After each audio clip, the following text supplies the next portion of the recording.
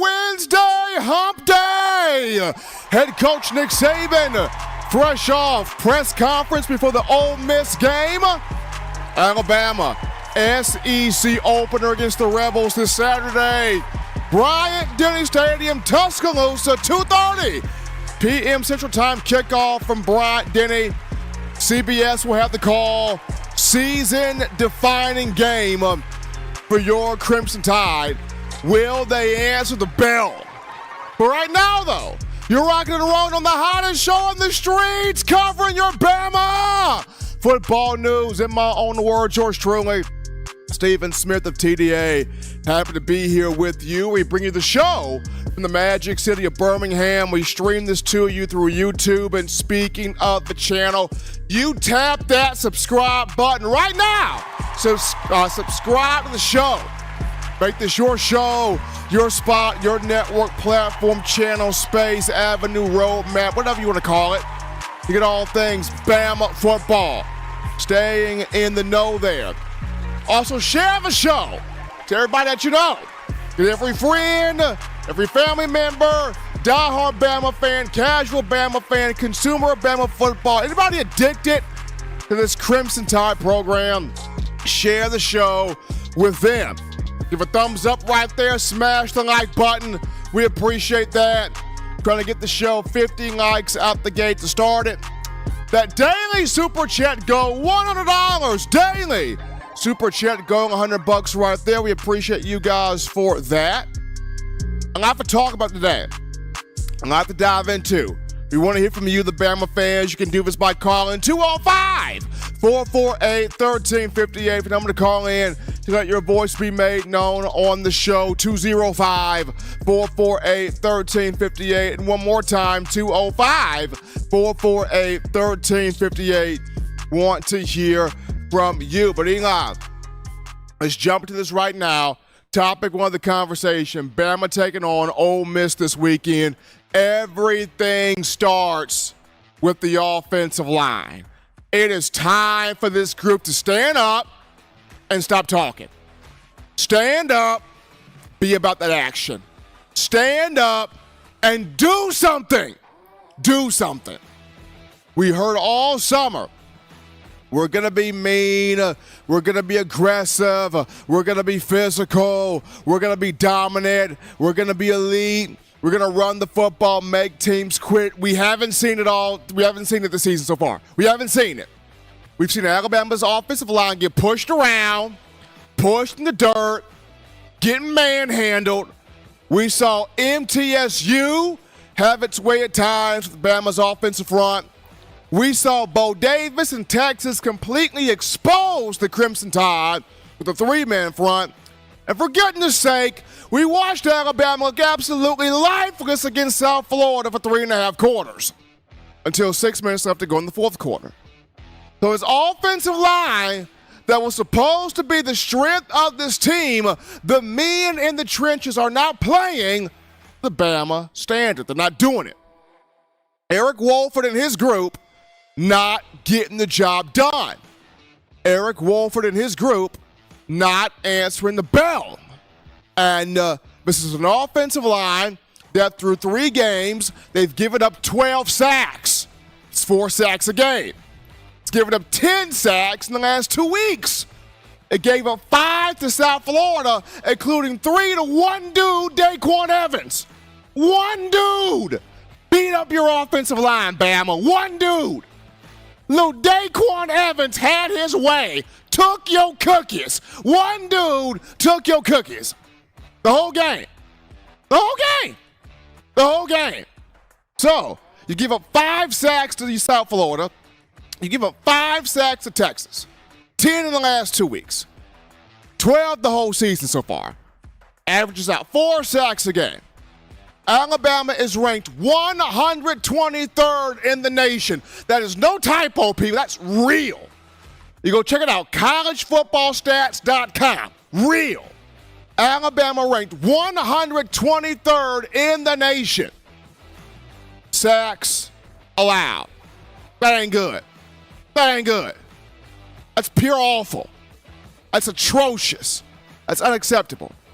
especially when you look at offensive lines in years past, 2009, 2011, 2012, 2015, 2017, most recently here 2020, guys that took pride in effort and in performance, protecting the quarterback and opening up the run game. Guys that took pride back then in winning their one-on-one matchups and just being more physical, having the more desire to win at the point of attack. This group, I haven't seen it yet. And when you look at Seth McLaughlin, Tyler Booker, J.C. Latham, these three veterans who've done so much talking in the offseason, action is now needing to be here. Action is now needing to take place. Enough with all this run the ball hat, and we go, no. We gotta see this. This is to be put on the field. Enough talking here. This needs to be put on the field. McLaughlin, them snaps need to be right. Snap the ball right on the field. Tyler Booker, lay somebody out on the field. J.C. Latham, lay somebody out on the field. When it's done on the field, then we can put some onus on what you are saying. But until we see it done on the field, this talk ain't getting us nowhere. Alabama will not hoist a championship until this offensive line get this thing right. Nick Saban ain't winning no title until this offensive line get it right. It's on these guys. They done all the talking. They open up their mouth. Back it up. You open up your mouth. Back it up now. You got a big game against Ole Miss. Lane Kiffin wants to embarrass the mess out of you. Pete Golding's coming here to prove a point. Time for this offensive line to back it up. You have not been playing to the standard that you need to play to. And this is supposed to be the strength of this group. It's looking like the biggest weakness of the group. Got to back it up now. Eric Wolford and Coach Saban, they got to get this thing right. They got to get this O-line right. They got to have it playing balls to the wall fire Saturday. If it ain't playing balls to the wall fire, then you might as well chalk this up as a win to Lane Kiffin, because he's show talking right now. Ole Miss's quarterback Jackson Dart said recently, we've been waiting for this game ever since last year. Ole Miss is going to come in here hungry. They've been waiting on this game since last year.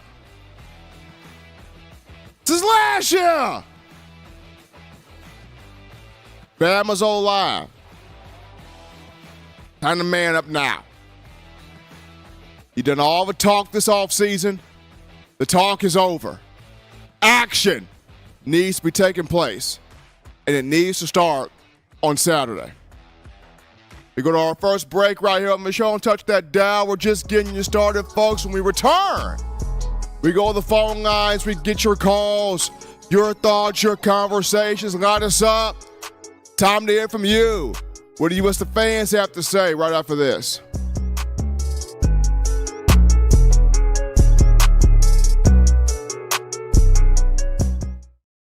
Nine players have teamed up and released the Alabama Team Paper, which is a video yearbook they put out for sale direct to fans. Now, for the first time, small dollar purchases from the fans can support the players as a group as well as a great cause, because $1 of every subscription payment is donated to the Boys and Girls Club of America. Be a 5-star fan base and support your team and a great cause with Team Paper. Check it out at teampaper.com/Alabama. Remember the taste of Grandma's delicious sweets? Emily's Heirloom Pound Cakes brings back those precious memories with just one bite. Each cake made from scratch. They make the perfect dessert to share with family and friends for any occasion, and ordering is easy. Visit emily'sheirloompoundcakes.com. Click the online store and shop. Then pick up your fresh cake at the kitchen in downtown Homewood. Order yours online at emily'sheirloompoundcakes.com. Emily's Heirloom Pound Cakes, making memories from scratch. All right, folks, we're back into the action from the break here. Hottest show on the streets, number one form For your Bama football news, in my own words, yours truly, Stephen Smith of TDA on a Wednesday, hump day. Happy to have you all checking us out here on the show. Continue tapping that like button, hitting that subscribe button, making this your show for all things Bama football. That daily Super Chat goal, $100 daily. Super Chat goal, $100 right there. We appreciate that. Before we grab your calls, got to give a word to our sponsor today's show. Sponsored by Caldera Lab. Caldera Lab, the leader of men's skin care. So, when you look at Caldera Lab, check these guys out. Gentlemen, we all know first impressions matter. They do. And if you're not taking care of your skin, that's going to be the first thing someone notices and instantly either thinks you're way older than you are or you just don't care about your appearance. Show them you do and make a great first impression with Caldera Lab. I'm telling you folks, I've been using it on my skin here. It's been great for me, been getting me in the right area. Skin glowing, looking even more presentable than I already do, but Caldera Lab I use has been phenomenal for me. You're going to brush your teeth today. Incorporating skincare steps before it guarantees to not mess up your routine, leaving your breath fresh and your skin refreshed. So Caldera Lab creates high-performance men's skincare products, and the regimen leads off the product lineup, a twice-a-day routine to transform your skin. Caldera Lab knows the skincare world is heavily female-driven and has long been the wild, wild west for men. That's why they're making the solution simple. Caldera Lab is the leader in men's skincare, made only with the top-tier ingredients, and clinical trials have found 94% of men's skin showing an overall younger-looking appearance after using Caldera Lab for a few weeks. 1 minute morning and night is all it takes to reduce your wrinkles, fine lines, and signs of aging. And just for our audience, we have an exclusive offer. This is their best offer available anywhere. You use the code TDA at CalderaLab.com and get 20% off right now. You get 20% off using the code TDA at CalderaLab.com and make unforgettable first impressions that lead to the words, "You look younger." So you get 20% off, CalderaLab.com. Using that code TDA, you definitely want to get that product today. But we go to the phone lines to grab your calls. The call segment brought to you by the Blue Wrench Gang, 205-448-1358. The number to call in to let your voice be heard on the show, 205-448-1358. You're live on the show. What's happening, how we feeling, state your name, and where you calling from? Hey, Steve, this is Michael from South Carolina. How you doing? Doing great, Michael, and yourself? I'm doing pretty good. I got 2 questions for you, buddy. Go ahead. So, with the game against Ole Miss, I do believe that we need the offensive line to step up. Caden Proctor, J.C. Latham, Tyler Booker, these are 370-plus pound tackles. And we need them to really play their best against Ole Miss because it's a team that has a lot of really good pressure on defense with Cedric Johnson. They have a lot of guys that can rush. So we need the offensive line. So my question is to you, Stephen, who in particular do you need to see improvement from the O-line against Ole Miss? Who in particular? That's a good question, Michael. I want to see growth of improved. I want to see growth from Caden Proctor. Definitely want to see that. I want to see Seth McLaughlin handle the snaps better. He's had several bad snaps in each of the last 3 games, and that needs to get better. That needs to absolutely improve. I know Tyler Booker did not play the last game due to a little bit of a back issue. He's listed as day-to-day, but I think he plays here against Ole Miss. But ultimately, Michael, I just want to see the whole group as a whole get their hands on guys and manhandle some people. The last 3 games, MTSU at times, Texas, of course, South Florida, we've seen several moments where the opposition has reset Alabama's offensive line. The opposition has stuffed Alabama in the backfield for negative plays, and you can't have that. I want to see this offensive line create some plays where it's controlling the momentum, it's controlling the pace and the flow of the game. And then two last ones I got out of your way. I have to say, give an apology to a certain someone, and that person's name is Jermaine Burton. I definitely was disappointed in him last season, but I can't lie that he has definitely improved this season. I mean, Jermaine Burton has been on fire. This is the kind of wide receiver that I was saying when he came out of the port from Georgia, a guy that won the national title, and the way I saw him play last week's game, it's exactly what we need against Ole Miss. Is that how you feel about that, Steven? I think Michael Burton stepped up. I think he needed a year to understand the culture, to understand what it takes and what it means to play at Alabama. And for some players, it takes them a little longer than others. So for Jermaine Burton, he needed to do a little messing up here and there.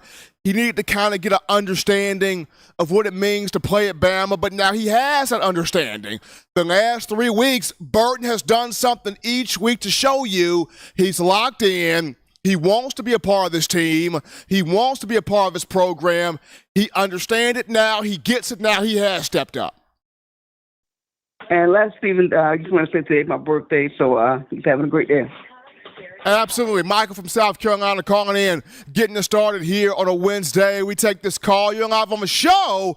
What's happening, how we feeling, state your name, and where you calling from.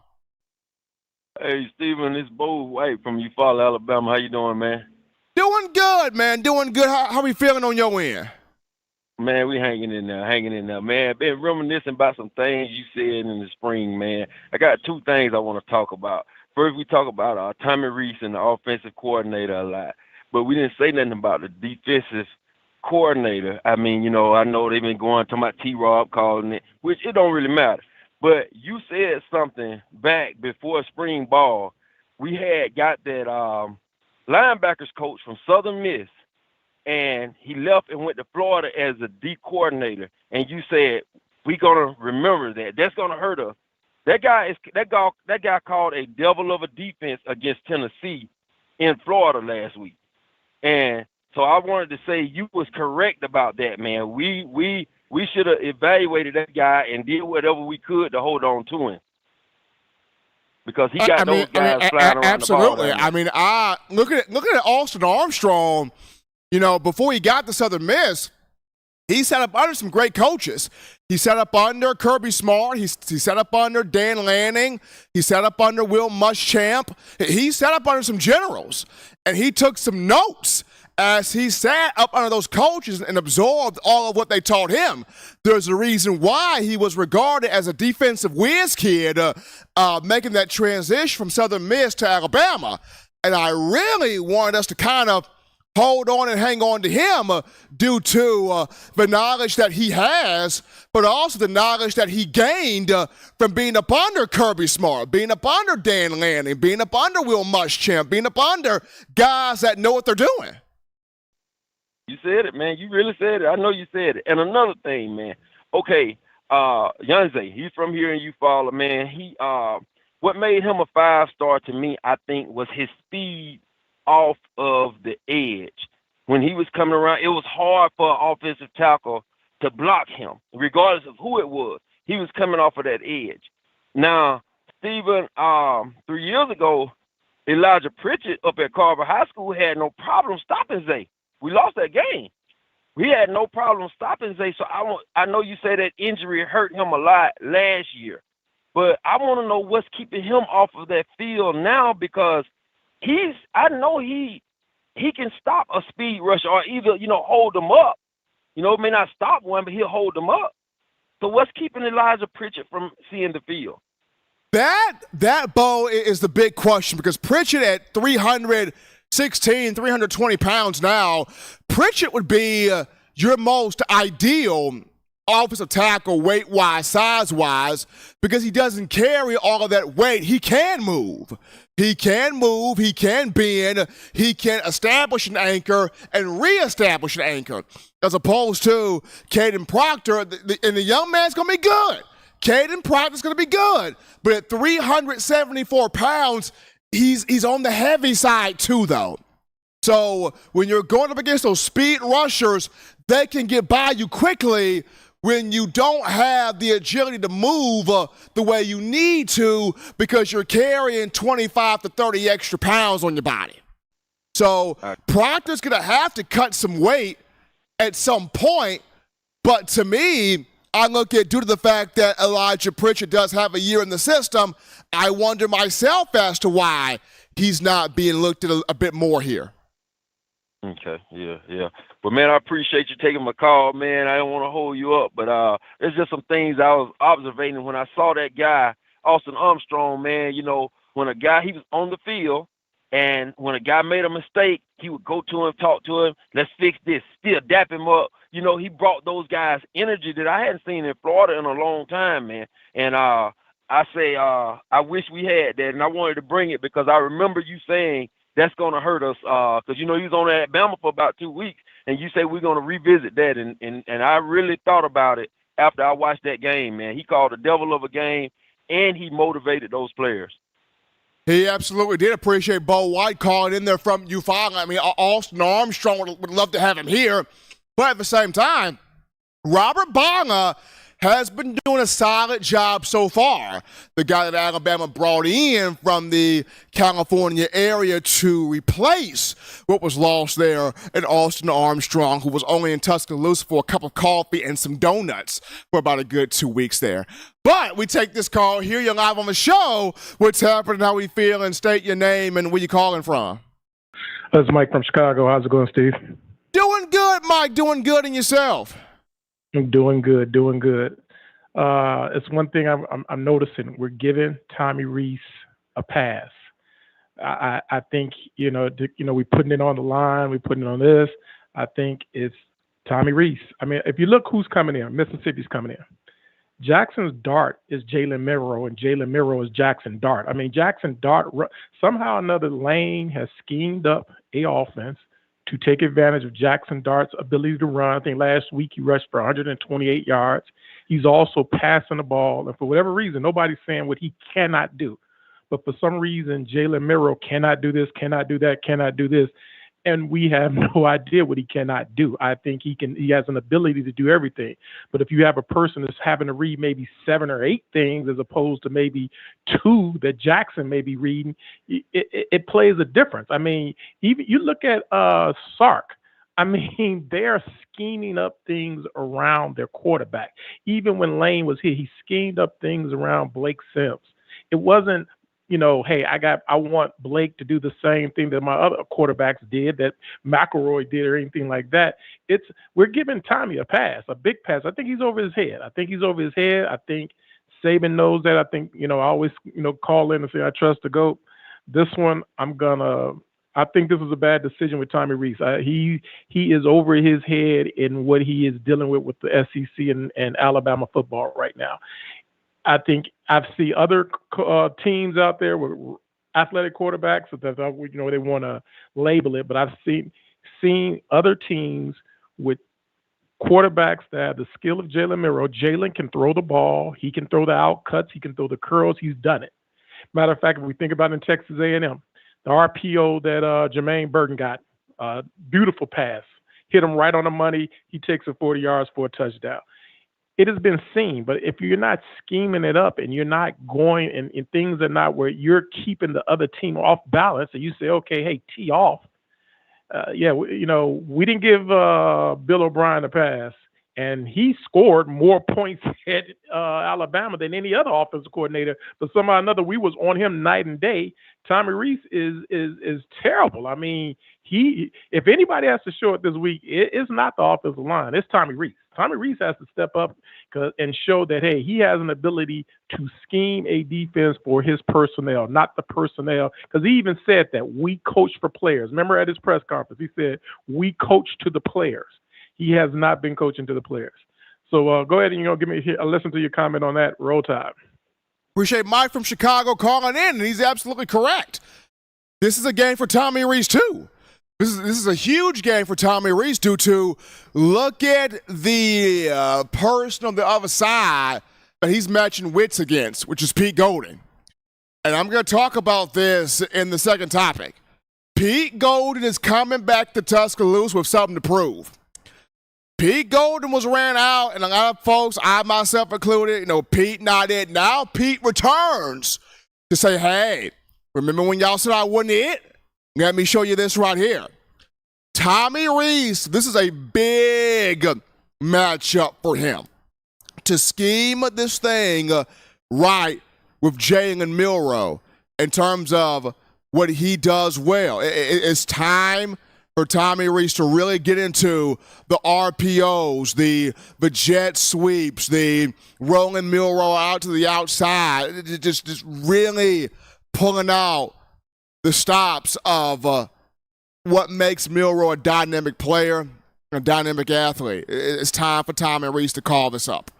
We're going to take this call here. You're live on the show. What's happening? How we feeling? State your name and where you calling from. Steve, my boy, what's going on? This G. What's going on, G? What's going on with you? How you doing, man? Man, doing good, man. Doing good. You got Ole Miss this week. It's a season-defining game this weekend. Absolutely. I want to say one thing, Steve. When Tyler Booker didn't play this week, could you say we had better interior run this week without Tyler Booker? I mean, the stats say so, but how do you feel about that? That's my first question for you. I mean, Roydell Williams got going in the second half, so the second half was good, but it still looked like 3/4 of the game, the team didn't even want to be there, to be honest. The team, I felt the team didn't want to be there. I think that's solely on Jalen Milroe. But this is why I like Saban. This is why I dislike him. Because what he did with Milroe was probably the best thing possible. A lot of people are saying, oh, it was wrong, woo, woo, woo, woo, woo. And like I told you, Steve, benching Milroe was only wrong if we still see Dalcourt out there. Benching Milroe was only wrong if we still see Caden Proctor out there, if we still see the same slow-ass D-line out there. So it was wrong for that instance because, we seen the team get his ass whooped on the O-line and the D-line. So I think it was kind of funny that you didn't make no changes nowhere else, and we probably looked our worst in the past 2 years. But I think him sitting Milroe is going to truly, truly, truly unlock Milroe.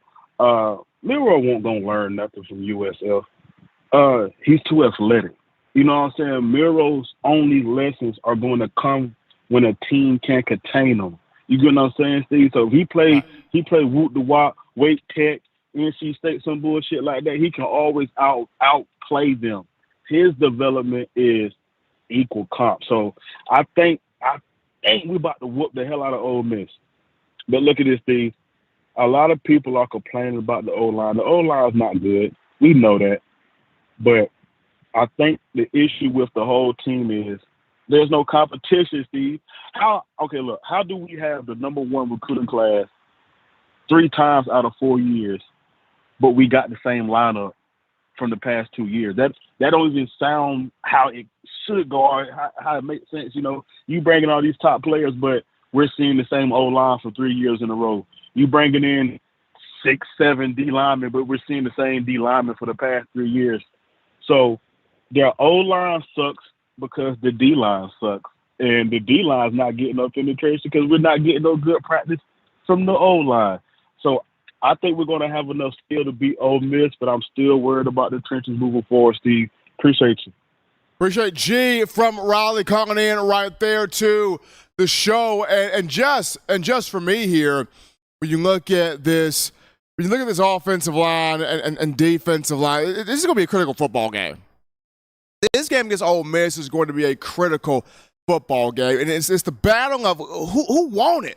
Like, do you really want this thing? And going back to the benching of Milroe, the one positive we could pull from this is we understand now Tyler Buckner's not it. That's the one positive we could pull from the benching of Milroe is that we saw up front, up close and personal, Tyler Buckner, transfer from Notre Dame, good young man, good kid, great family, but him as the Alabama quarterback, not it. So at least we were able to figure that out. It gave us that at the very least. We're going to take this call. You're live on the show. What's happening? How we feeling? State your name and where you calling from. Hi, Stephen. Bill from New York. How are you tonight? Doing great, Bill, and yourself. All right. You know, I'm thinking a lot about the offensive line, and there's some things I just don't understand. You know, I don't like what Reese is doing, and, I agree with everyone. He belongs on the field. And let's face it, we're spoiled from guys like Kiffin and Sark. You know, these guys were great. But, who doesn't take any heat, it seems, is Eric Wolford. I mean, he's got a mess down there. First of all, Latham, he's bench pressing 550 pounds twice, I heard. That's great. Maybe tomorrow he can bench press a Dodge Durango, but it's not helping his agility. You know what I mean? And I think he should be on the left side now. You got this big kid Proctor. You know, I thought that Latham was going to be like a top 5 or 10 pick in the draft. I thought he'd go right to left tackle, but he's not. And with Proctor, as big as he is, maybe he should be on the right side. And again, who's letting these guys weigh this much and everything? You look at McLaughlin compared to last year. He looks like he swallowed a watermelon. No wonder these snaps are all over the place. And it seems to me if Sark was here or if Kiffin was here, they would do something about this. They'd be on the field saying, look at these guys, and just doing something. I don't think Wolford should get a pass anymore.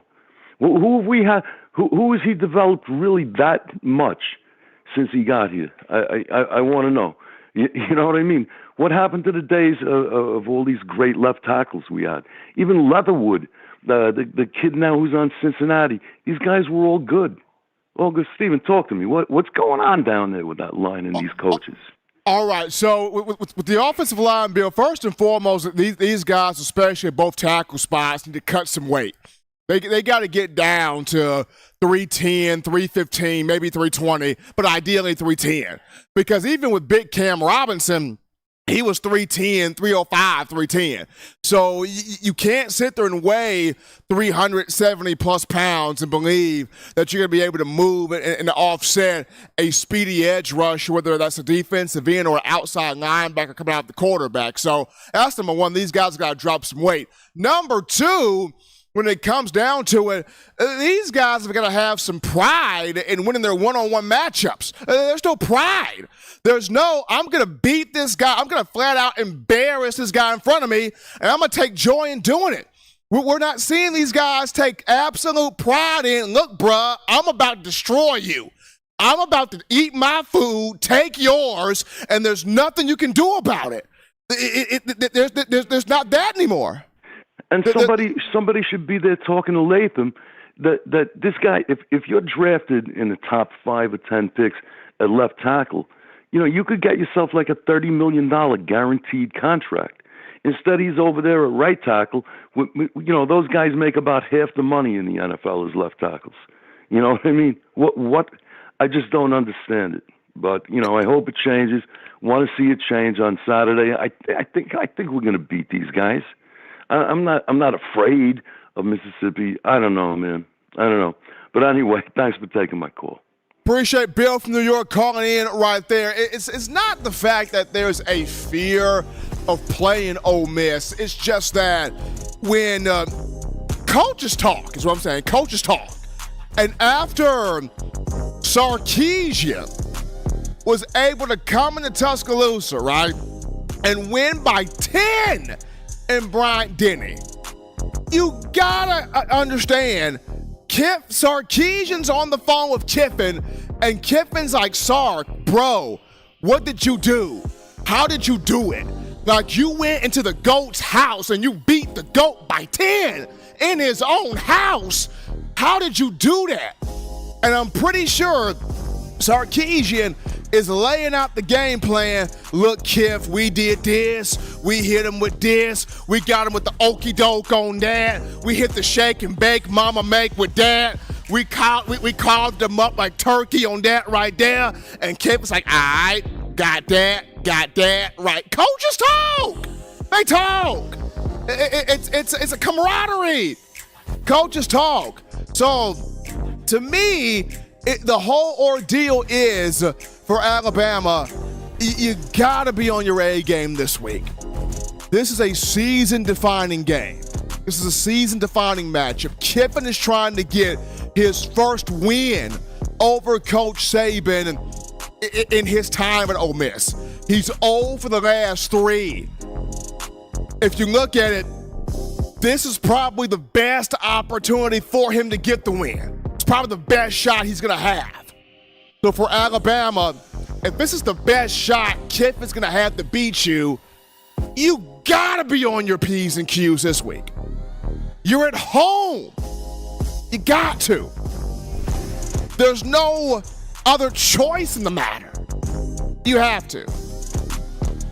Gotta show some love to Calvin Evans with that $4.99 in the super chats. Appreciate Calvin helping us out there. And then DJ on the track web with that $9.99, throwing that in. Appreciate Calvin Evans, DJ Webb helping us out there.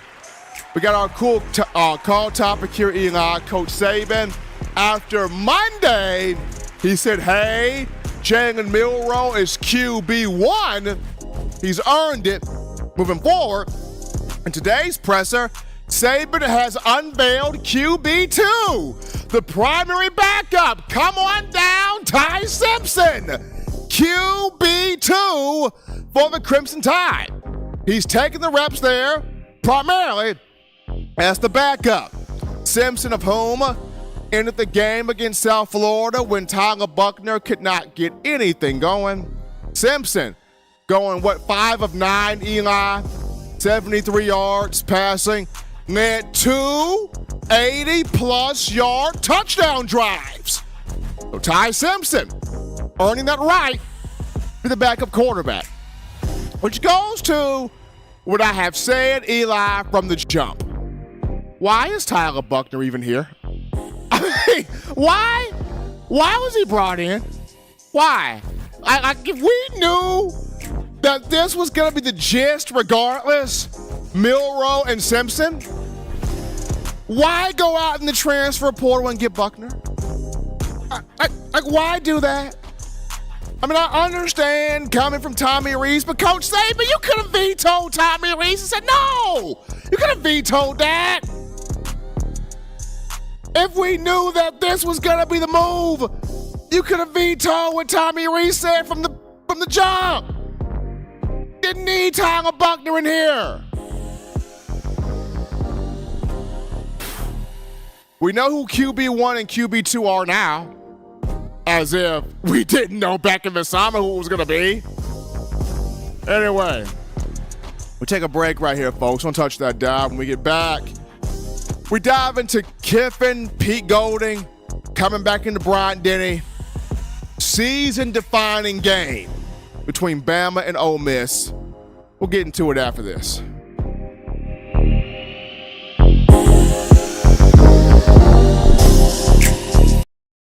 What's up, Bama Nation? This is Rudy Griffin, former Alabama defensive lineman, and you're listening to my guy, Stephen M. Smith, in my own words, brought to you by Touchdown Alabama Magazine. Roll Tide, roll! Thank you for tuning in. Show your support right now by clicking that like button. If you haven't subscribed, hit the subscribe button now and enable all notifications to make sure you don't ever miss any of the best Alabama football news, notes, and information right here on Touchdown Alabama. As we're back into the action here, folks, from the break, in my own words, yours truly, Stephen Smith of TDA. I appreciate all of you guys checking us out on the show on a Wednesday hump day. Continue hitting that like button, hitting that subscribe button, making this your show. My man Waylon, the president, with that $9.99 in the super chats. Appreciate Waylon donating that in. Continue to hold the calls throughout the segment for the next 10 minutes or call back in the next 10 minutes. But before we get into topic 2, I had a chuckle there. I had to laugh there as we're in the break. Gotta love my wife, Mia. Gotta love that woman right there. She sat there and texted me during the break about how one of our callers that called in the call segment, Bo White from Eufaula. Funny story about this. We actually had a dog named Bo, Shih Tzu. So my wife is saying that, hey, Bo is calling from a whole new family. So I gotta love my wife there having me smile in the middle of the break there, paying homage there to our old dog Bo. But Bo White was the caller that called into the show. But we get to topic 2 of the conversation. But and with that being, this is a season-defining game for Alabama between the Crimson Tide and Ole Miss. The winner of this game takes a big step in the SEC West toward winning that division. The loser of this game, especially if it comes out to be Alabama, the national championship dream is over, and the SEC championship dream is basically over as well. This is a season-defining game. Lane Kiffin and Pete Golding, they're out for blood. They're out for vengeance. They're out to get a win. Both of these two make their return to Tuscaloosa with one thing on their mind: knocking out Coach Saban, knocking out the University of Alabama. Lane Kiffin in particular here. Kiffin has sort of always been everybody else cannot take a jab at Nick Saban except for him. And he kind of does it in an endearing way because he always shows the respect to Coach Saban because of the fact that Saban gave him a second chance and all that good stuff.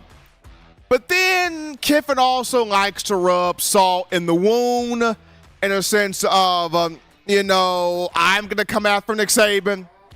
I don't want nobody else to, but I certainly am going to come after Nick Saban. It was almost like, I love you, but I'm going to beat you upside the head anyway. That's how Lane Kiffin is kind of coming at this, so to speak. So he's been kind of taking his subtle jabs at Saban all week long because he knows this is sort of my best shot to beat the GOAT.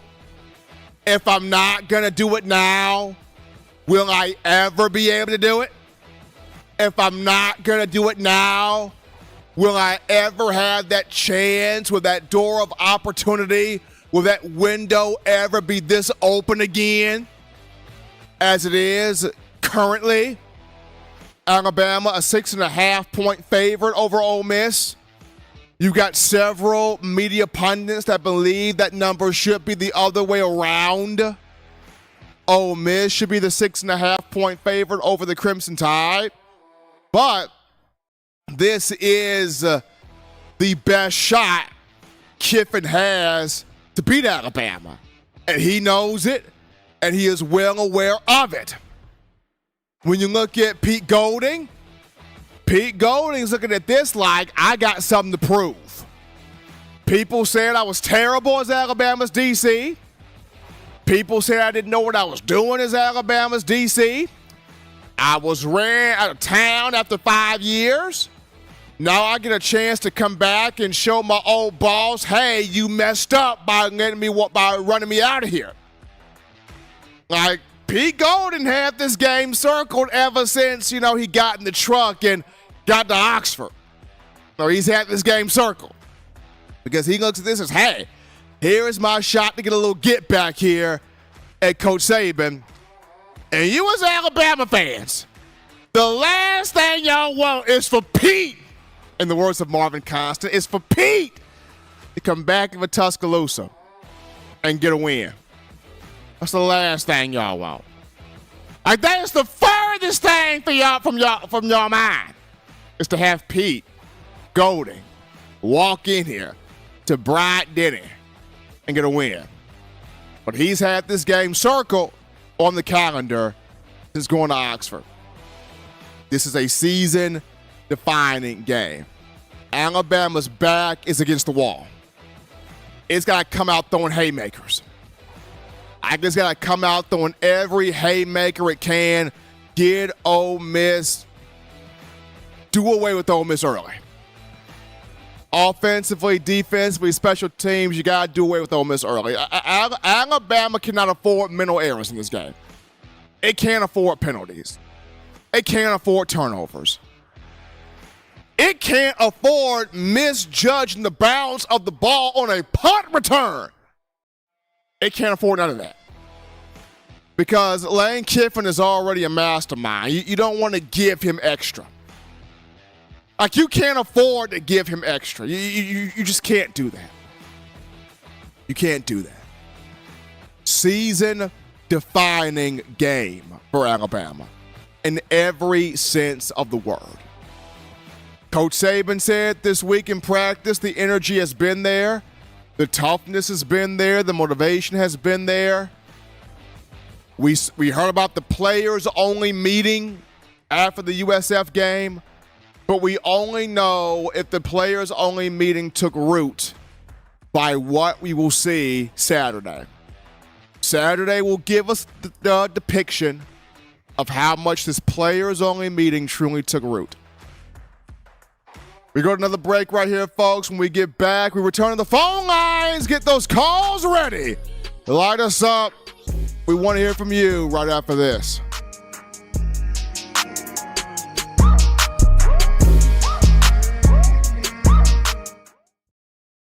Every sports fan deserves the proper representation. Whitwell Sports introduces to you the Title Towel. Wave that Title Towel in the air like you just don't care. In support of Nick Saban and the Alabama Crimson Tide. Only $9.99 and it lasts a lifetime. Head on over to whitwellsports.com and get your Title Towel today. This is Chris Rogers, 2009 national champion. You are listening to the baddest, when I say the baddest, sports show in the state of Alabama. In my own words, you know, yours truly, Touchdown Alabama Magazine. Don't touch that dial. Thank you for tuning in. Show your support right now by clicking that like button. If you haven't subscribed, hit the subscribe button now and enable all notifications to make sure you don't ever miss any of the best Alabama football news, notes, and information right here on Touchdown Alabama. As we roll back to the action from the break on a Wednesday hump day, number one ticket for your Crimson Tide. Football news, in my own words, yours truly, Stephen Smith of TDA. We got Eli the veteran Walker in the building, no longer the wonder kid. He's now the veteran. Of course, we all were here when Eli got his wings certified by that. Eli, how are those wings treating you, man? He can fly. He can fly. He's flying in the production studio across the other room from me. But continue to hit that like button, hit that subscribe button. The daily super chat go $100 daily. Super chat go $100 right there. We appreciate you guys. We take this call. You're live on the show. What's happening? How we feeling? Call statement brought to you by the Blue Rich Gang. But state your name. Where you calling from? Hey, Steven, this is Mike from Kentucky. What's up, brother?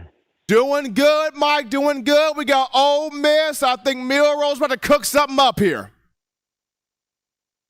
Yeah, he ought to play. I'm hoping he plays like a man possessed this weekend. You know, the auditions are over and the results are in at quarterback. We got a hell no and a maybe next year we'll get back with you. So we're back to square one at quarterback, where most of us thought most of us were right on that from the get-go. I mean, right. You know, our O-line, do you know where we're ranked nationally in sacks allowed? 123rd. Yeah, dead last. I've seen a lot of things in my life, but I didn't think I'd ever live to see that. And we're going to go up against a team that's averaging 52 points a game. This is going to be tough. I'm going to remain optimistic, but I think it's when Saban missed on that Washington OC, you know, that was his first pick, wasn't it? Washington Huskies offensive coordinator. He said no. Yeah. We got stuck with second banana. I don't know about this cat. You know, remember the Texas game? Quinn Ewers wasn't dropping back, checking 3 or 4, receivers down. He was getting rid of that ball quick. And, maybe college football is just changing. Maybe the days of 3 or 4 check downs is, a thing of the past. If they ask Jalen Milroe to do that this weekend, we're probably going to take an L. What do you think, Steven? I think it's really time to, Mike, unleash the playbook that for Jalen Milroe. Run it the way that you need to run it for him. It's just time with the RPOs. It's time with the slants. It's time with the design quarterback runs. It's just time to do this. It's time to let this man play his style. I mean, he's not a drop back pocket passer. He doesn't need to be. Stop making him that. Let him be him. He back in the pocket quite a bit in high school, but he had protection. He did. This whole line, there ain't a mean streak in none of them boys. I've only seen one true freshman in all my years of watching Alabama football that actually played like a grown man his freshman year, and that was Andre Smith. That he did. And that he did. Alex Leatherwood started at right guard his first year. Barrett Jones didn't play left tackle his first year. He was a 3-time All-American. Why they've got a shaved tail Louis out there on left tackle is, come on, man. True freshmen don't push nobody around in the SEC. I've only seen one that could do it. Andre Smith. That's the only one I've ever seen that could do it. I think we've got some serious coaching issues, across the board, man. It's looking like Tommy Reese can't coach a fat man to a free dinner, the plays he's calling. They need to get something going. Roll dadgum tide. I'm going to keep my call short, man. Appreciate Mike from Kentucky calling in there. This is a big week. This is a big week. This is a defining week. If you can't get right this week, I don't know if you can get right at all. This is a defining week for Alabama football. We take this call. You'll have on the show what's happening, how we feel, and state your name and where you calling from. Hey, Steven. It's Clark from Georgia. It's been a little while. Hope you're doing well.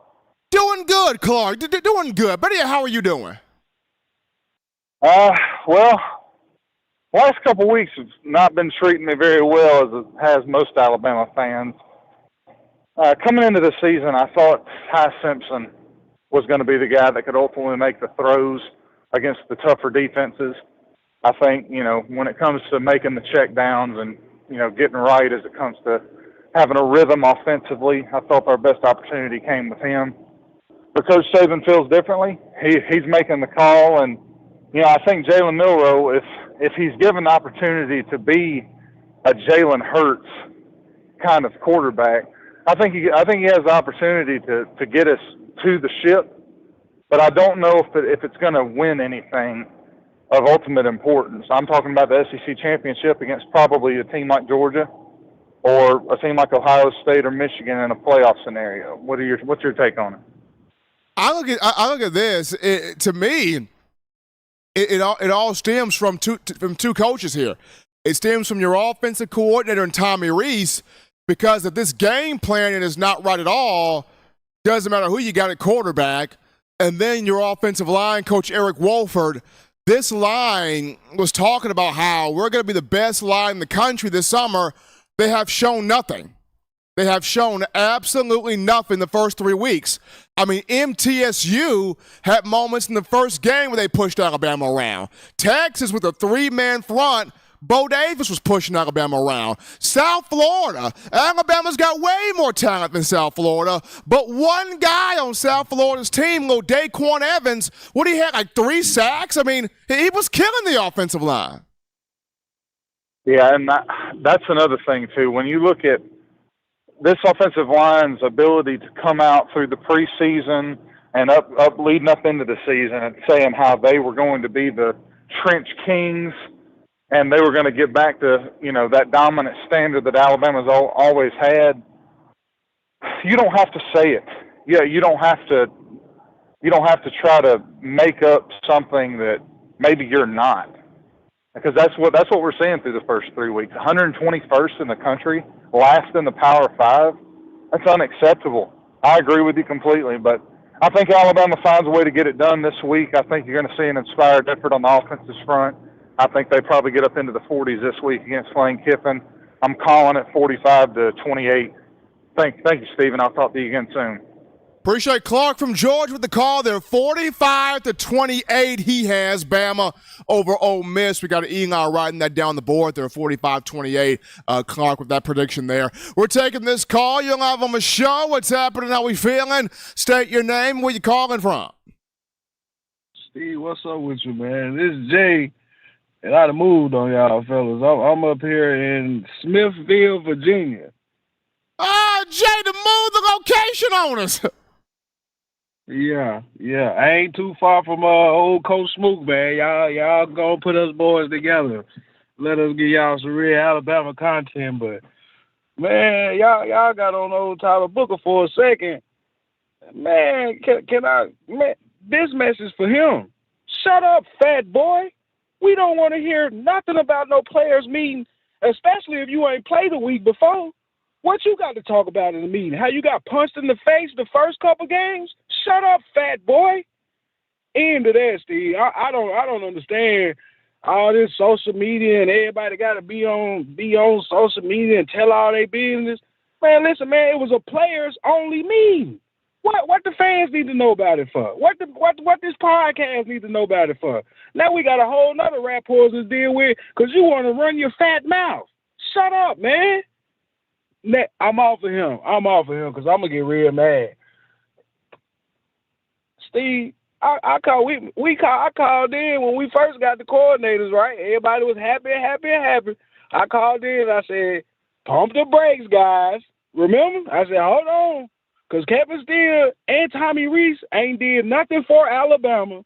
And at their last stops, they didn't look too good. Everybody kept talking about years before and what they – Kevin Steele when he was at Auburn. Well, his last stop was Miami. They was giving up 75 points a game. You see what I'm saying? This man wasn't no good coach. You just was at Auburn and had some dogs. Kevin Steele, I don't know about him, man. You a defensive coach from the booth? That ain't, man, we don't do that at Bama, man.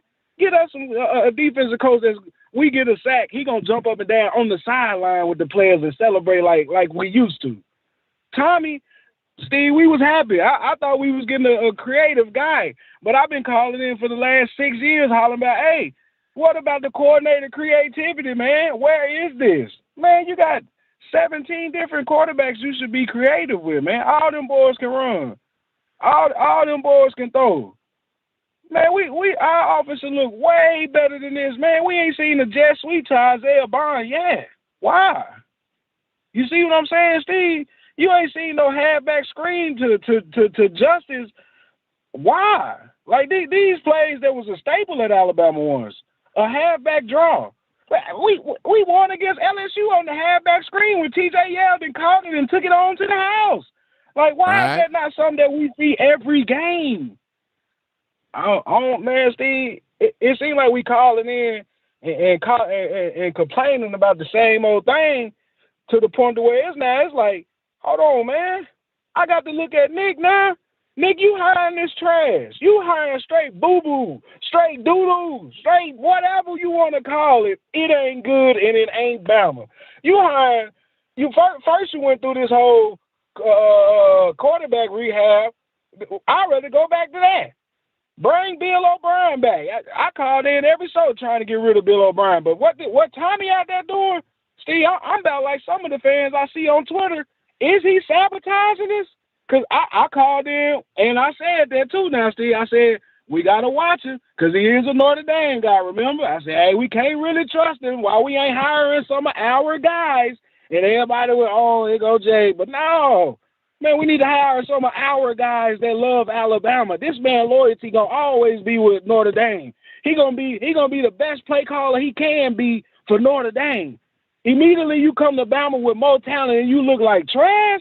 Come on, man. You should have got Sean Lewis like we should have because the man wanted to be here. Now look what he doing at Colorado. You see what, man, Steve, we ain't I'm mad, y'all. I know I'm rambling, roll tide. I love y'all, man. Appreciate Jay calling in, the passion, I mean, it is what it is. It is what it is. I mean, I even look at this. I was one that would have loved to have seen Alex Mortensen, who was at UAB. He's the offensive coordinator under Trent Dilfer. And Mort was here at Alabama from 2017 to 2019 or 2020. And Mort was a brilliant offensive mind. Mort was here carving up stuff, calling plays for Tua and for Mac Jones. I would have loved to have seen Alex Mortensen as the OC here at Alabama. I mean, that would have been fun too. But anyway, we're going to take this call. You're live on the show. What's happening, how we feeling, state your name, and where you calling from. Hey, Steve, this is Wookie from Georgia. How's it going, man? Doing good, man. Doing good. How we feeling? I'm pretty good tonight, man. I tell you, quote Jay, man, I about threw the boo-boo out of my TV the other day when I watched that game, man, honestly. I feel like you just I don't really know, man. I've watched Alabama for 13 years, man. I just don't really understand it. They talk about players only and all this stuff. I just don't know what to do, man. I've heard a bunch of this stuff. I don't know much about football other than watching it, but what do you think about like the mindset going forward? Like, you know, we talked about the quarterbacks, we talked about all this other stuff, but what about the mentality like of the players going forward? I feel like the mentality for the players going forward, it needs to be get off social media, get into the film room, get into bonding with each other, and get into doing work on the field. That's what it needs to be. Get off of social media, get off of doing these, different interviews here and there, get into that film room, get into that field, and do some work. That's what it needs to be. Because this team, you don't see the fire in their eyes. You don't see the pride in performance. You don't see the energy. You don't see the discipline, effort, and toughness. You don't see the basic pillars of the program in this team. You don't see it.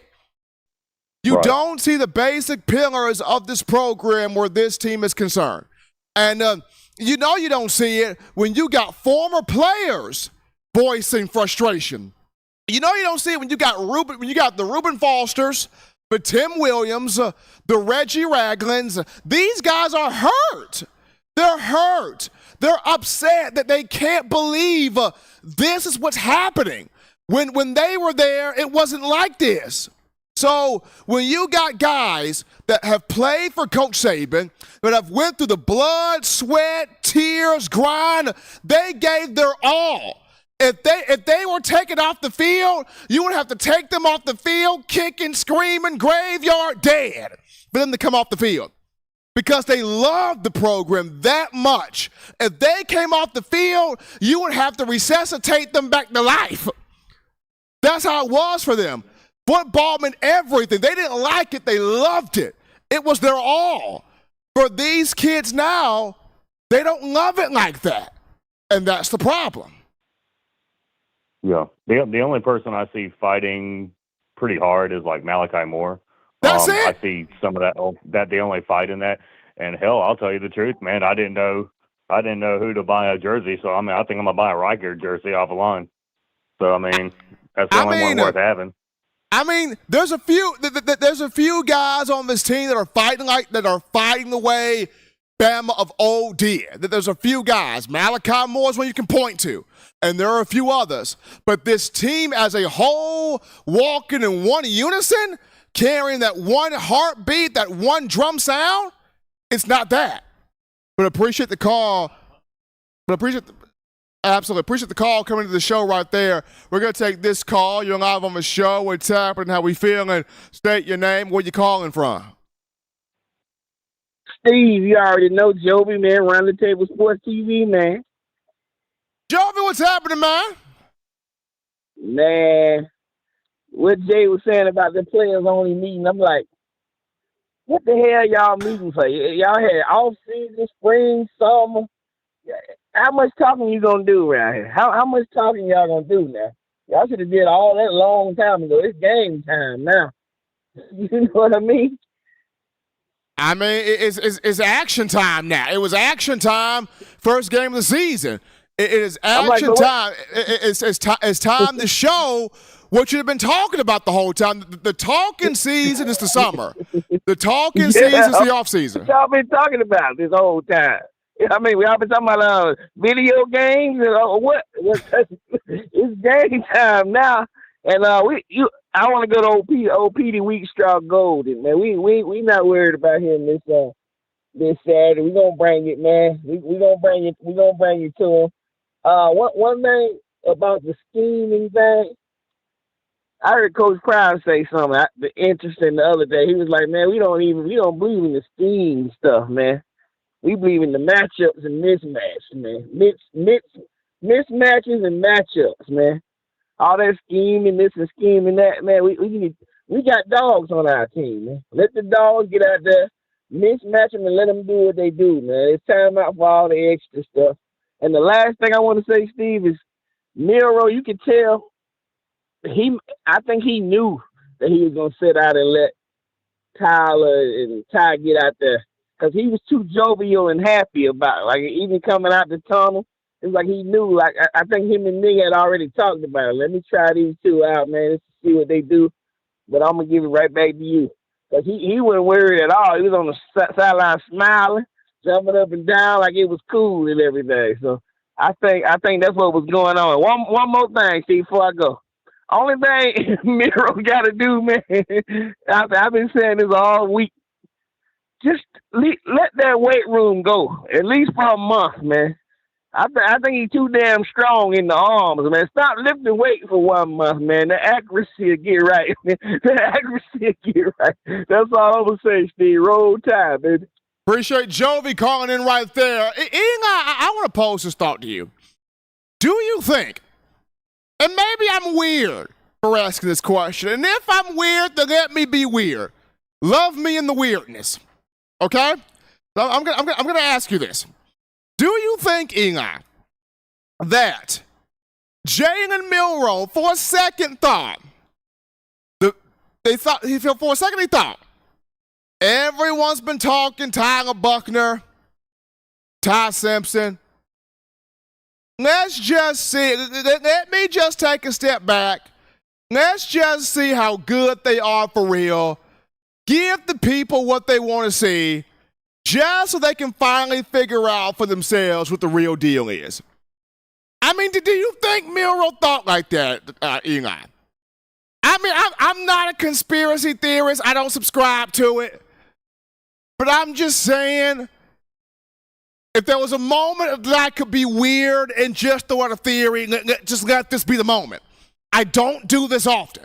So if I could be weird for a moment and have a theory, here's the moment. Do you think Jalen Milroe just knew the folks want Buckner? Let's give them Buckner, and we'll have the folks finally see for themselves, okay, this ain't it. Even if it takes us looking lifeless out there for 3.5 quarters. Let's give them Buckner. Let's put them out there and let the people figure out for themselves, oh, dear goodness, this is not it. I mean, if it is, hey, there you go. Once again, I don't subscribe to conspiracy theories. But if there was one moment for me to be weird in that moment, I took it right there. We grabbed this call. You're live on the show. What's happening? How we feeling? State your name and where you calling from. Hey, it's Mattress Matt from Mobile. Matt, what's happening, man? Listen, Jalen Milroe, who's the only quarterback who's lost a game for us this year? Jalen Milroe. I don't care if you put Texas as the name of the team that beat us, or if you put South Florida. Okay, I don't care. Texas barely beat, who was it? Nevada or Wyoming or something. Okay, look, Jalen Milroe can't sit back and laugh and put on that cute face. He lost us the game, and then the whole players only meeting is just symbolic of the culture now of college football. There's no discipline for the kids anymore. They're basically running the team. So they pitch a fit and get their panties in a wad and have a players only meeting because they're mad because their boy ain't played quarterback. That's the only quarterback that lost a freaking game for us. We need to get real. And then I see Nick Saban, and I got something to say about Nick Saban too. This is what I have no evidence to this, is my opinion, but I saw him on an interview show, and I swear his eyes look bloodshot, like he's smoking something. I've been wondering why he's sitting back all calm and everything, and all this crap's happening around him, and he acts like he doesn't even care. And then nothing changes during the game. I think Nick Saban is where it starts because he's afraid to put discipline on the players anymore because of the new culture that's been brought into college football. When Ty Simpson is the only one that he managed the game and he led the team to 2 drives at the end of the game. Jalen Milroe didn't do that. So I don't care about flash and highlight reels. Yeah, we're going to get some great highlight reels against Ole Miss. That's great. I don't care about highlight reels anymore. Okay? I want to see Alabama be back to a dominant defensive team and a team that has a good game plan and goes in onto the field and executes that game plan and wins the game.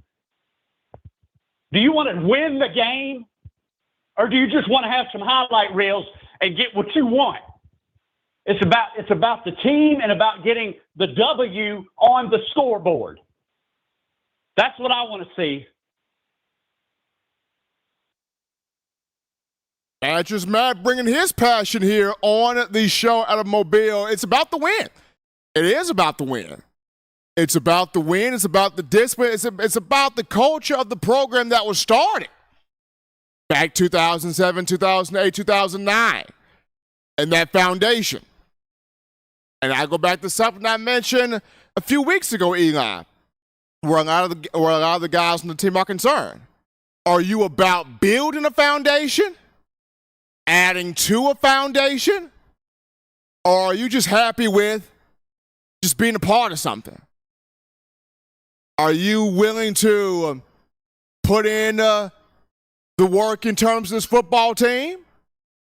Or are you just happy with having a T-shirt, having a jersey, having a helmet, and having some NIL deals, and just saying, hey, I'm for Alabama? Playing Alabama football at one point in time used to mean something to everybody. To a lot of the players now, it just means an NIL transaction. And that's not right. So, yes, a lot of this, you do have to look at Coach Saban in a sense of, is he able to adjust to this? Can he handle this? No, seriously, can he handle this? At 71 years of age, can he truly handle this? We'll take this call. You're live on the show. What's happening? How we feeling? State your name and where you calling from. Hey, what's up, Steve? Man, this is my first time calling you, man. My name is Jimmy. I'm from St. Louis, Missouri. How we feeling? Congratulations to you calling in, Jimmy. Yes, sir, man. I predicted. I hate to call this guy out, but I'm gonna call him out, man. I predicted Caden Proctor would be what he is today, man. See, you all from Alabama. He come from Iowa. He did not play no competition up there in Iowa. All he did was threw little guys around like 250 pounds at the most. I mean, he was able to dominate the game up there in Iowa. Now, I got one question for you, Steve. I don't really know who the center is for Alabama is. Who is the guy? The center is Seth McLaughlin. That's the center. Okay. This is what I would do, man. I would move Layton over to left tackle and third. And you said the center. I can't think his name like you said. And I would put Booker and Miles McVay at their right tackle. and tell me what you think about that lineup. I mean, man, you got to put somebody out there that's hungry, man. And I ain't just saying that because they're hungry from here, but I'm just saying, man, you need to put somebody that's out there hungry. And a lot of them guys that are up on the line is not hungry, man. He need to make a big shake up in that line. And I'll listen to your call. Thanks. And I really enjoy your show. Appreciate Jimmy for calling in right there. You look at the freshmen, aside from Proctor that was signed in this class, Miles McVay want to be out there. Ola Sanganin want to be out there. Will Conformby want to be out there. Rock Montgomery, who in my opinion is probably the most underrated of the group, but he want to be out there. You got guys that you've signed in this class of offensive linemen that want to be out there. Elijah Pritchett, Pritchett can't be that bad. T. Ferg, you got to put him out there. Jaden Roberts, where's him? You've got guys on this offensive line. You've got several guys in here. Put some of these guys out here on the field and let's see what they can do, what they bring. You're talking about physicality, you're talking about dominance, you're talking about being elite. Well, if your elite, dominant, physical guys are on the bench, you can't be elite. You can't be dominant, you can't be physical. Because the guys that you have that can do it are riding the pine. Put them out there. We take this call, you're live on the show. What's happening? How we feeling? State your name and where you calling from. Calling from Hutchinson, Kansas. How we feeling today? Great. I live currently one of the recruits came from my hometown, Hutchinson, Kansas. Malik Benson. He was at the junior college. Yeah. I seen him play a few times. I just think everything is just overblown. I think people is going overboard with Jalen Milroe a little bit. They judge them off Texas, but no, it's Texas. Texas is not UCF. It's a big difference. Texas is more talented, got just as many skill players. So I think Nick Saban might have jumped the gun a little bit on benching him. But Texas is not a mediocre team. No, Alabama barely beat them last year, and the starting QB was out. 20-19, right? Right. And Bryce Young was playing the whole game. I think people need to know, relax a little bit. Bryce Young covered up a lot of Alabama deficiencies last year. Offensive line had been great in years. Defensive line had been good since, what's the guy for the Jets? Quinnen Williams. Exactly. So what guy on the defensive line is like Quinnen Williams? Alabama has no Quinnen Williams on this line. None. And like Kool-Aid, he is not close to the cornerback that played for the Broncos, Patrick Surtain. He is not that guy. I think the talent level has dropped a little, so you can't expect the same results as in the past. And everybody can see the wide receiver position has fell completely off the map. Who is the one wide receiver that anybody has a game plan for on Alabama team? Name one. None. You can't name one. None. So I think you can't name one.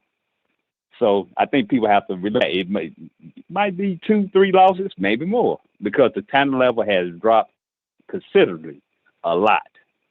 You don't have those same type of NFL caliber players, first round pick. That's how Georgia won 2 years in a row. 15 players picked 1 year, next year, 10 plus players picked. Alabama don't currently have that. So I think people have to just realize it is what it is. You can't expect undefeated season and a national championship team with the team that they have now. Bryce Young he struggled last year with protection, with the offensive line. Milroe is not Bryce Young. He's not going to be the first pick of the NFL draft. Plus, Bryce Young played with more talent. Mac Jones played with more talent. Tua played with more talent. Even Jalen Hurts played with more talent. So I think people have to slow their roll a little bit, pull back, and see Alabama team for what they exactly are, not championship level. That's all I want to say. Appreciate the call right there coming to the show. And that boils back to recruiting. Alabama not recruiting the guys that it needs to, the guys that really have that hunger about themselves to want to be playmakers, and even those that want to work while they wait their time to be playmakers. Some errors have been made there on the recruiting trail. Some misses have been made on the recruiting trail the last few years or so. We grab this call. You're live on the show. What's happening? How we feeling? State your name and where you calling from. Hey, what's up, man? My name Nick, man. I'm from Montgomery, man. This is my first time to seeing you show up. Hey, Nick, what's happening? Man, nothing much, man. Man, now, let me say, man, the last guy just came off, man. I'm an Alabama. I've been an Alabama fan since the 92 team. I became an Alabama fan in that national championship game in 92 with George T. did the script. We overreacting, like the guy just said before me. Minor adjustments, man. And you just said something about the recruiting part of it. Just think about the assistants that don't came through there then we was dominant or whatever. You got to understand, we gonna lose people when we lose them assistants. We lose people in transfer portal and everything or whatever. We limited on options, so we was limited to go get this man from Notre Dame. You know what I'm saying? We brought Steele back. We he left on bad terms when he left. So everybody, we good. That uncharted territory. We out the top 10 right now. You know, we ain't deep. We don't have that depth like we were with Kirby Smart. Kirby Smart was our best recruiter. This man on a 20-some game winning streak. That everybody panicking or whatever. It's just the third game. We still got work to do. Everybody just not used to this, and it's specifically Alabama fans. We spoiled, man. Just check out the Miami teams and the other legendary teams. This run wasn't this long, man. People forget what Alabama was before Nick Saban got there. What he done created there. And that's all I'm saying. Believe in these guys. I'm behind Miro 100%. There's a black quarterback. That wasn't even thought of before Nick Saban got there. But what Zal, that's the only other black. But then now they come through, and then this is Alabama. This is the state of Alabama. When that black man playing quarterback, they go try to railroad him. They coming dwelling off the Texas game. Texas is a good team. They got players. Then that's one of our assistants over there that we resurrected his career. Like we don't have the options no more that we used to have because everybody's branching out, getting head coach's job, whatever the case may be. This is what we got. Nick Saban at the end, believe it or not, y'all better believe that. Y'all better enjoy. Y'all better enjoy and support these guys. Please don't run my coach off. I forgot what else I was about to say, but we good. I think we're going to have a good year. I think the rest of the year, we got a couple of tough matchups coming up, you know what I'm saying, coming Saturday or whatever. But I think the mean was a good thing in my eyes. The mean was a good thing because the reporter said on the sideline, it was nobody up there. You know what I'm saying? When Bryce was there, Bryce got that huddle in and he got in their ass when they weren't playing up to their standards. So that's what we need. You got Malachi. Malachi been playing since his freshman year. You got a couple more guys that been there that don't taste the championship. That was probably on that championship team with Devontae Smith. That's who I expect to step up and get these people on their job to do their job. I appreciate you, man, for letting me tap in with you, man. I most definitely go hit you again. But Alabama fans, be a fan. Stop criticizing. They just think it's the end of the world. We good. We good. This is Nick Saban we talking about, man. He never failed us. He never failed us, man. And I believe in my team, man. And the run ain't over. Everybody just catching up with Alabama. And that's what Alabama got to realize. Between the coaches, the recruits, the transfer portal, just think about what Deion taking people up there with him or whatever. Everybody finna try to emulate what Deion got. So, like Nick Saban, along with Dabo Swinney, they already saying Dabo Swinney need to adjust, need to make some adjustments or whatever to make your team relevant. But we good. I believe in Tommy Reese. I think they going to make the adjustments. But Miro, to utilize him what he is. He's a running quarterback. Put that boy back there. You got two hell of a running backs with a good quarterback. Use that tight end. Then we go over the top. It's not hard. So I expect Reese would be an offensive mind to make the adjustments. Appreciate Nick from Montgomery calling in to the show on a Wednesday. Week of Alabama taking on Ole Miss to open the Southeastern Conference play. And for me, it's not the fact that, Nick Saban has bailed the fan base in any sense of the imagination. It's just, Eli, what I've always said, man, Nick Saban is in a constant internal fight with the words he said the very first day he set foot in Tuscaloosa. What did he say? We are going to give you the fans, you the Alabama football community, you the people who consume this product, we're going to give you a product you can be proud of. And Alabama fans have held on to that one sentence for 17 years. And Alabama fans, when they see a product they ain't feeling, they are quick to let you know, up close, up front, and personal, yo, we ain't feeling this. Yo, this ain't Gucci. Yo, clean this up. Yo, this ain't it. Bama fans are quick off the draw to let you know this is not right. And you can't blame the Alabama fan for doing that. Because Alabama fans, you feel like if you have the pride and the exhilaration and the excitement for your team, then you would want to see your team have that same mindset toward doing that job consistently and in an excellent manner. That's all I'm saying.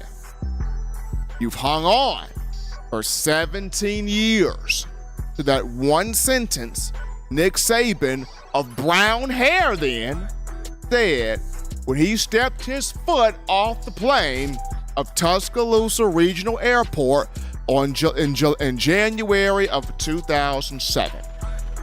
So I'm going to say that. Gotta show some love to Dale B with that $20 donation. Dropping the love right there, Dale B. We appreciate that. Call topic is going to be on Jaheim Otis and Tyler Booker, two Alabama linemen. Otis, defensive lineman, Booker, offensive lineman. They're both listed as day-to-day, according to Coach Saban in his press conference earlier this evening. Jaheim Otis did not play against South Florida due to a foot injury. Tyler Booker had a little bit of a back issue. They've both practiced this week. Both have looked good in practice this week, so hopefully we'll see both here against Ole Miss on Saturday. We take our final break here on the show and touch that dive. When we get back, we wrap things up with discussing the young running backs for Alabama that are prepared to finally make an impact here in the regular season.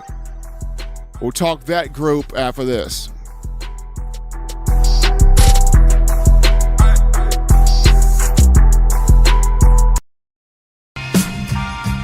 I'm Malachi Moore, and you're watching In My Own Words with Stephen M. Smith on Touchdown Alabama YouTube channel. Thank you for tuning in. Show your support right now by clicking that like button. If you haven't subscribed, hit the subscribe button now and enable all notifications to make sure you don't ever miss any of the best Alabama football news, notes, and information right here on Touchdown Alabama. What's going on? This is Benny Bice. I'm the founder and owner of Touchdown Alabama, and you guys are supporting one of the only independent outlets covering Alabama football today. No other sports, no networks, just Alabama football. Roll Tide Roll. And we're back in here on a Wednesday, hump day. Number one form for Bama football news. In my own word, George truly, Stephen Smith of TDA. Gotta give some shout out to the Sage. $10 donation, dropping that love in there from the Sage. Appreciate that. When we get into our final topic of conversation, Eli, do you know what the best thing about being a dad is right now to me? For me? When you're able to bake cookies with your daughter. I had a father-daughter time with my daughter Mariah earlier today, baking Pillsbury Doughboy chocolate chip cookies. That's some good stuff right there. I mean, and also, not just baking cookies with my daughter, but a couple of days ago, my daughter tenderized her first steak. Gotta give a shout out to Mariah. She cooked that steak well. Did a great job with that. So, baby girl is cooking. I'm trying not to cry on national TV right now. So hold the puffs plus, Eli. Hold it. Hold the puffs there. But we're gonna get into here. Final topic of conversation, that being the Alabama running back room. The young guys. Coach Saban saying, hey, they're ready to contribute. By young guys, Jam Miller, Justice Haynes. They're ready to finally be impactful here in this running back rotation this season. I know we all been wondering, why have we not seen Jam Miller get the ball more? Why have we not seen Justice Haynes so far this season? They are both ready to make contributions here to this team, starting with the Ole Miss game. And Jam Miller, for starters, he bursted onto the scene a bit last year toward the end. Had, 233 yards rushing, give or take. He had, 3 or 4 rushing touchdowns. I think he averaged 7 yards a carry. I mean, Jam Miller did some good stuff last year. And we were all thinking, okay, we're going to see a lot more of this dude in this season right here. But, unfortunately, didn't see a lot of him the first 3 games of the season, but he is now ready to make that huge contribution here for Alabama, starting off with Ole Miss. And for Justice Haynes, as a high school player, we just saw him do great things at Buford High School. Over 7,000 career rushing yards, 95 touchdowns. A guy that in the A-Day game had 3 touchdowns, including 1 touchdown reception. Saban raved about him all spring long. But now the A-Day star will get his chance to get his action in now, starting off with the Ole Miss game. Now, and even for both of those two, I still think Roydell Williams deserves a bigger role. Roydell, 129 yards rushing against South Florida. He did his thing. So I think even he deserves kind of a bigger role in all of this. Jace McClellan ended up with 74 yards rushing, but good to see these young guys, Jam Miller and Justice Haynes, be able to contribute here, starting with the Ole Miss game. It'll be awesome to watch this matchup take place Saturday, 2:30 p.m. Central Time kickoff. CBS will have the call, so we'll be joined by the commentary team of Brad Nessler and Gary Danielson. Fun stuff right there. But always, people, you want the best in news, notes, information, commentary, entertainment on your favorite program, that being the Alabama Crimson Tide. You can get this by accessing the Touchdown Alabama Magazine app. Now, you download the app from the iPhone App Store if you're rocking Team Apple, Google Play Store if you got the Android phone. For your audio needs, check us out, iTunes or Apple Podcasts, Spotify, Stitcher, Spreaker, TuneIn Radio, Overcast.fm, or iHeartRadio. We got you covered right there. If the good and gracious Lord sees fit, I'll try to be back on Friday, continuing the conversation that is Bama football. Remember, that is Bama football. Got to give a shout out to you, the Tide fans. to all of you for all the calls, donations, super chats, YouTube chatting, your passion, your energy, your enthusiasm, letting it all hang out about your football team. That's what we're here for. We're here to talk Bama, the good, the bad, and the oh help me ugly. We're here to talk about all of it. And you get to talk about all of it right here on this show. We appreciate that. Gotta show some love to my man Eli Walker in the production studio, handling that job right there. As always, husbands, love your wives. Wives appreciate, value those husbands. Children, continue doing the right thing, fun thing, smart thing, good thing, legitimate thing to not be bored there and get that schoolwork done there. Get yourself those 3 hearty meals a day, those 3 great laughs a day. Protect yourself. Protect the loved ones around you. Till next time, folks, I'm your man, Stephen Smith, and you've been listening to In My Own Words.